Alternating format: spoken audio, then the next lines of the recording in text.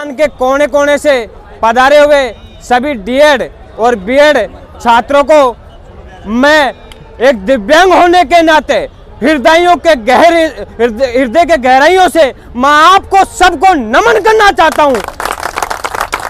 साथियों, मैं एक दिव्यांग होने के नाते ये भी सरकार के आदरणीय माननीय मुख्यमंत्री अशोक गहलोत जी को निवेदन करना चाहता हूं और प्रार्थना करना चाहता हूं कि हमारे साथ ईश्वर ने जो है थोड़ी बहुत कमी दी है, लेकिन हम संघर्ष में किसी प्रकार से कम नहीं है। मैं आपको आज यहाँ इसी मंच से चेताना चाहता हूं और मैं इन जवानों को सत सत नमन करना चाहता हूं कि आपने हमारे समाज में, यानी मैं दिव्यांग समाज की बात कर रहा हूं, जो कोई नहीं सुनता है, लेकिन आपने आगे से पिछले 19 दिनों से आप धरने पे बैठे हो। आप सच सच दिव्यांगों के लिए भगवान का अवतार हो। मैं नमन करना चाहता हूं ऐसे भाइयों को। भाइयों, हमारे लाल बहादुर शास्त्री जी ने एक नारा दिया था, जय जवान जय किसान। मैं उन किसानों की तो बात करना ही नहीं चाहता हूं क्योंकि हालत बद से बदतर है, लेकिन जवानों की भी हालत यह है कि मैं उनका भी जिज्ञान नहीं करना चाहता हूं। आज मैं कोई राजनीतिक बयान नहीं देना चाहता हूं, ना मैं कोई राजनीतिक बयान देना आया हूं और ना मैं कोई राजनीतिक पार्टी से ताल्लुकात रखता हूं। मैं मेरी समाज से ताल्लुकात रखने आया हूं और मैं मेरी समाज की बात रखना चाहता हूं। साथियों, कोई दिव्यांग जिस घर में पैदा हो जाता है उसको उसके घर वाले उसको जमीन का बोझ मानते हैं और आपने वो बीड़ा उठाया है। मैं सच सच फिर मैं आपको नमन करना चाहता हूं, फिर मैं आपको नमन करना चाहता हूं। साथियों, आपको हार नहीं माननी है। अभी तो 19 दिन हुए, यहाँ पर मेरी आवाज कोई सरकार का नुमाइंदा भी सुन रहा होगा, कोई पुलिस वाले भी सुन रहा होगा। मैं पुलिस वालों के थानेदार से कहना चाहता हूँ, कलेक्टर के तहसीलदार भी आया होगा, मुझे तो दिखाई नहीं देता है, लेकिन मुख्यमंत्री जी का कोई यहाँ से आया होगा। ये तो इन जवानों की मांग पूरी कर दो, वरना मैं अशोक गहलोत की मांग पूरी कर दूंगा, ये ध्यान रखना। और मांग कैसे करेंगे, मांग पूरी कैसे करेंगे? अभी मैं जाऊंगा यहाँ से राजस्थान के कोने कोने, मैं समस्त दिव्यांगों को जगाऊंगा और एक दिन ऐसी रैली करेंगे, ऐसी रैली महारैली करेंगे जयपुर में, जो सरकार के चाके चूड़े हिल जाएंगे। और सरकार को मैं फिर हाथ जोड़ के प्रार्थना करना चाहता हूं कि अशोक गहलोत जी, अब आप बहुत दिन सो लिए, हमारे इन जवानों की मांग पूरी कर दो, वरना मैं आपकी मांग पूरी कर दूंगा। और मांग पूरी कैसे करूंगा कि राजस्थान के 33 जिलों में जाऊंगा, कोने कोने में जाऊंगा, समस्त नेत्रहीन, समस्त दिव्यांग भाई और बहनों को इकट्ठा करूंगा और सेम हाउस का घेराव करूंगा। मैं आपके सामने वचन देकर जाना चाहता हूं। साथियों, मैं दिव्यांग भाइयों की भी थोड़ी मांग रखना चाहता हूं। अब आप सुनोगे तो शर्म तो आपको भी आएगी, मेरे को भी आएगी। 750 रुपए पेंशन देते हैं, 750 रुपए। और मैं अशोक गहलोत जी से कहना चाहता हूं कि पहले 500 मिलती थी, पहले 500 मिलती थी, इससे पहले वसुंधरा जी आई, वसुंधरा जी ने 250 बढ़ा दिए। तो अशोक गहलोत जी सुन लो, आप वसुंधरा जी से कमजोर नहीं है, कुछ तो आप भी बढ़ाओ, कुछ तो आप भी बढ़ाओ। फिर मैं कहना चाहता हूं कि वसुंधरा जी 250 बढ़ा सकती है तो आप 2000 बढ़ाओ। इसलिए दिव्यांग की पेंशन 750 की जगह 2000 रुपए होनी चाहिए। क्या सहमत हो इस बात पे? और मेरी एक मांग है, मैंने आपका मांग पत्र पढ़ा है, उस मांग पत्र बनाने वाले को भी झुक झुक करके सलाम करता हूं। और पर मेरी मांग है, चाहे वो गांव में हो, चाहे डाणी में हो, चाहे तहसील में हो, चाहे जिले में हो, चाहे कोई से भी कोने में हो, राजस्थान की जितनी भी गवर्नमेंट स्कूल हो, चाहे वो पहली से 5वीं तक हो, चाहे पहली से 8 तक हो, चाहे वो 12वीं तक हो, जितने भी स्कूल है, समस्त स्कूलों में एक स्पेशल डीएड और बीएड वाला शिक्षक नियुक्त होना चाहिए।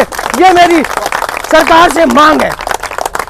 अब मेरे को लग रहा है आप 19 दिनों से बैठे हैं, घी 2 अंगुली से निकला जाता है जवानों, आप डरने की जरूरत नहीं है 2 अंगुलियों से।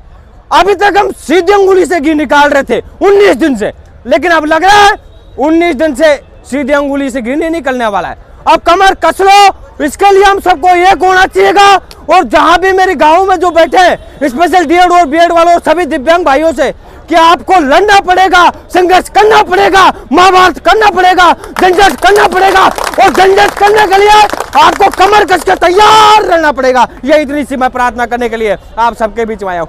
ये एक महेश जी हैं, आप जानते हो हमारे, ये मैं तो गुरुजी नहीं मानता हूँ आप सबको, इतने गुरुजनों के मुझे दर्शन नहीं है। मैं फिर एक बार माननीय राजस्थान के मुख्यमंत्री, एक बात मैं आपको एक क्लियर भी कर दूं कि मैं सरकार तो दोनों ही ठीक नहीं है, एक शापनाथ है एक नागनाथ है, फिर ये कड़वा सत्य है। तो अभी जैसे मैं सरकारों को बात कर दूं, यहाँ कोई बीजेपी का भाई समर्थन बैठा तो मेरी बात का बुरा मत मानना कि जैसे ही अब चुनाव आने वाले हैं तो वसुंधरा जी ने भी तैयारी कर ली है, लंदन से वापस यहाँ के टिकट फ्लाइट बुक करवा ली है और हालांकि मेरे को डेट पता नहीं है लेकिन यहाँ वापस आएगी।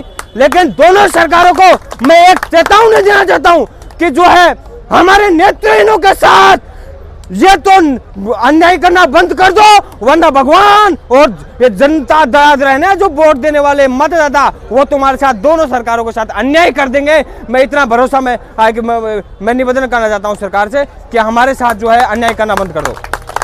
साथियों, एक बात मैं और बताना चाहता हूं जो कि बहुत इंपॉर्टेंट है। हमारे जो है स्पेशल डीएड करते हैं उनकी फीस सबसे ज्यादा ली जाती है। मैं गलत तो नहीं बोल रहा हूं जवानों?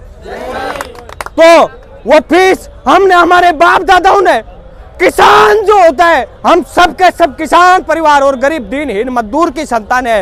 ये कहते हैं, बिल्कुल सही कहा किसी ने कि किसान के माथे में से पसीना आता है जैसे मेरा आ रहा है और विद्यार्थियों के नीचे से पसीना आता है। हमारी वो पैसा जो है किसी तुम्हारा बाप का पैसा नहीं है, हमने हमारे बाप दादाओं ने बड़ी मेहनत से करके लगाया।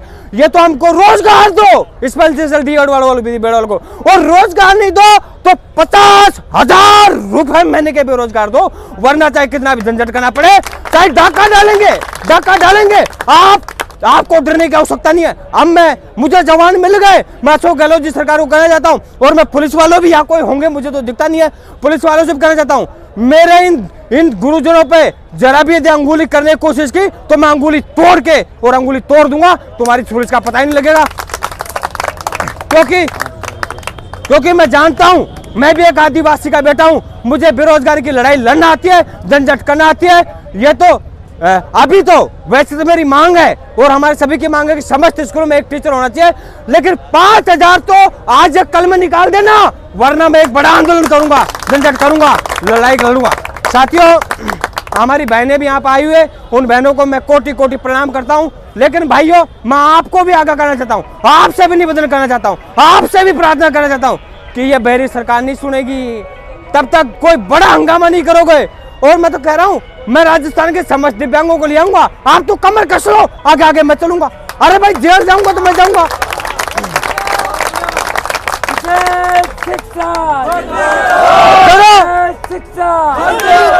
डरो तो एक ही बात से डरो, हमारे देश में कानून का राज है, कानून को हाथ में लेना, बाकी इन पुलिस वालों को डरने की जरूरत नहीं है। मैं फिर कहना चाहता हूँ, यदि कोई भी पुलिस वाले ने इन जवानों की तरफ अंगुली की है तो मैं अंगुलियों को तोड़ दूंगा। और अशोक गहलोत की पुलिस में हथकड़ियों में दम है तो खेमराज मीणा के लगा के बता देना, मैं किसी दिन तारीख दिखा दूंगा। मैं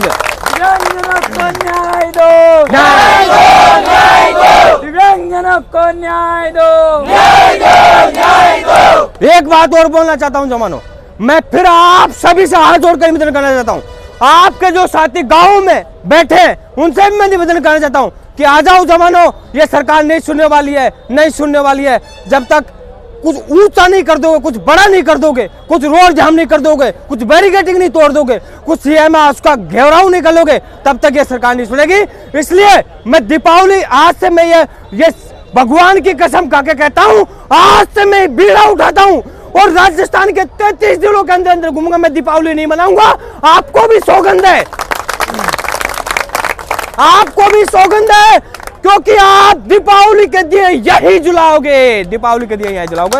और मैं राजस्थान के कोने कोने में घूमूंगा, समस्त दिव्यांगजनों के भाई और बहनों को जगाऊंगा और एक दिन ऐसी रैली करेंगे कि खुद सरकार के मुख्यमंत्री अशोक गहलोत को भी आना पड़ेगा हमारे पास कि हाँ बोलो क्या मांग है। मैं कहूंगा 5,000, वो कहेंगे बाबूजी 10,000 लो, ये मेरी गारंटी है, आप तो कमर कस लो।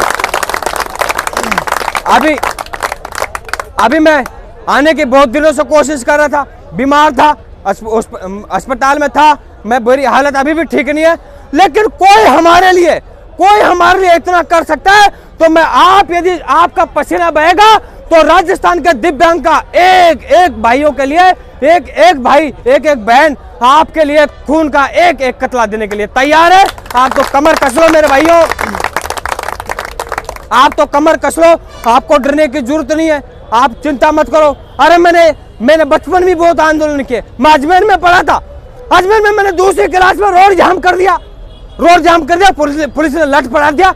मैं सच बता रहा हूं, मेरे शरीर में एक ही ऐसी जगह नहीं बची हो जब पुलिस वालों का लठ नहीं पड़ा हो, एक ही जगह ऐसी नहीं बची है।